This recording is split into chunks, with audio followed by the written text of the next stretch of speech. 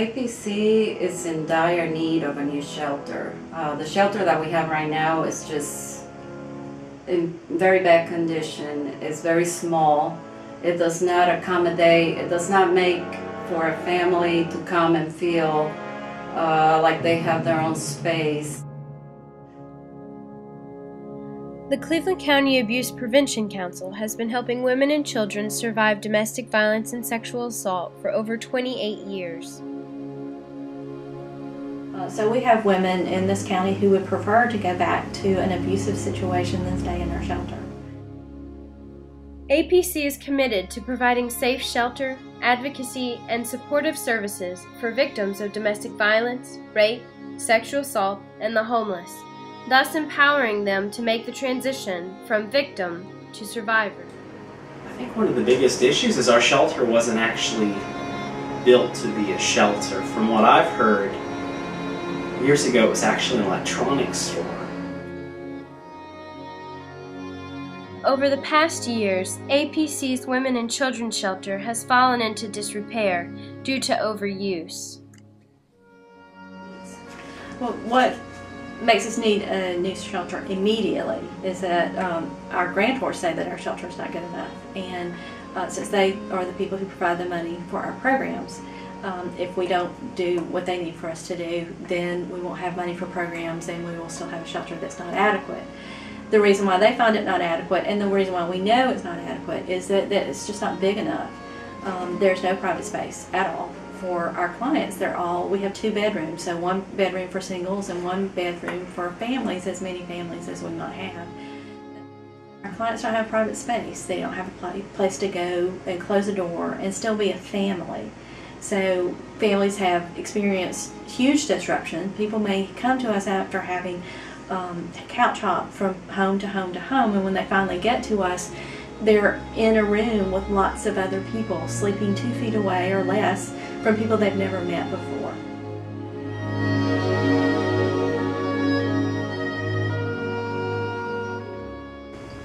We know that becoming homeless is traumatic for children, and that children don't perform as well in school when they've been through that trauma, and that trauma lasts for them for a very long time. The kind of shelter that we have makes that situation even more traumatic, because they lose their sense of family while they're there. They're living in a communal living situation and having to live with lots of people's rules, not just their own rules. So it's not an ideal situation. It's not even close. Being homeless is not ideal for anyone. What we have right now is not even an ideal homeless situation, and we think that families deserve something better than that. And even though the shelter is in poor condition, we know that it is an invaluable resource for the community. They were real informative. When I first got here, they hooked me up with a counselor who was like my case manager. And through that person, even when that person didn't know, they were informative enough to share information in between the other case managers. And if they couldn't find anything there, they, kept going up the ladder to find out different things and stuff. But they were able to guide me to all the different places that I needed, as far as in being able to establish and maintain housing, as far as in being able to get, how can I say it, assistance for me and my children, medical, food, financial, and even with the moving out process, because I wasn't from here. They were able to have somebody come to help me move my items, because at that time I was maybe 6, 7.5 months pregnant, so I didn't have to lift anything with me and 4 small children and 1 on the way. So that, ever since I've been here, it's been like a second family to me, because I haven't received so much help and so much love that, I just really feel like it's an awesome program, and it really needs everything that anybody can offer them, because they're going to use the assistance wisely, and they're going to help other folks with it. One of the biggest benefits of the shelter is it gives these women a safe place to escape to. That if they decide to make this decision, if they decide to make it, on a Monday through Friday from 8 to 5, or they decide to make it, on a weekend in the middle of the night, we're there for them. That they're not having to plan ahead necessarily, that when they need safe shelter, when they make a decision, when something's happened traumatic and they have to leave, the shelter gives them a place to escape to. It gives them a place to go and to be safe and to start their healing process. We try to provide as much case management services as we possibly can for them, so that when they get there, they're not just escaping to a building where they're safe temporarily. There's people there who care about them and who are working with them to help them figure out where they want to go next. We're very focused on what their goal is, what is their desire, where do they want to see themselves in a week, in a month, in a year. And we work with them to help them to see how they can meet those goals, to empower them to be able to start a new life and to make the kind of changes that they want to see in their lives.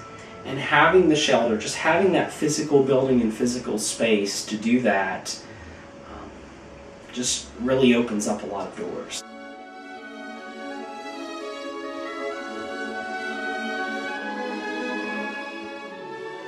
What is it like for these women to live in a place that they've never seen before? Well, from a counseling standpoint, when you have victims who have been traumatized either by domestic violence victimization or sexual assault victimization, one of the things that's very important is that they have private places to go where they can think about what happened and not feel intruded upon.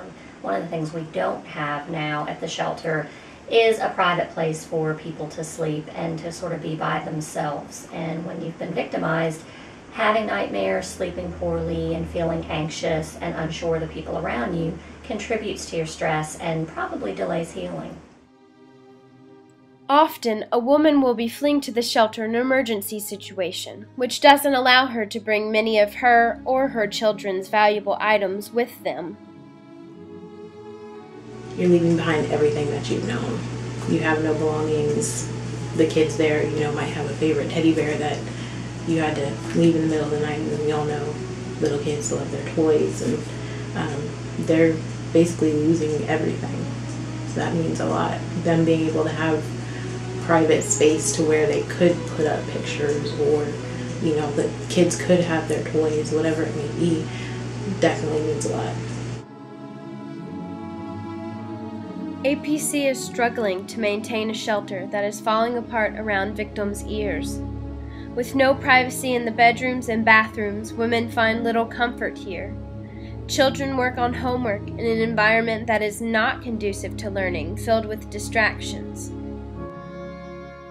How are these women to heal and move on to a better life when all they see around them are dark, crumbling walls? Now we are asking you to help us. Please join us by becoming a partner and make your contribution to APC today, because we all know love shouldn't hurt.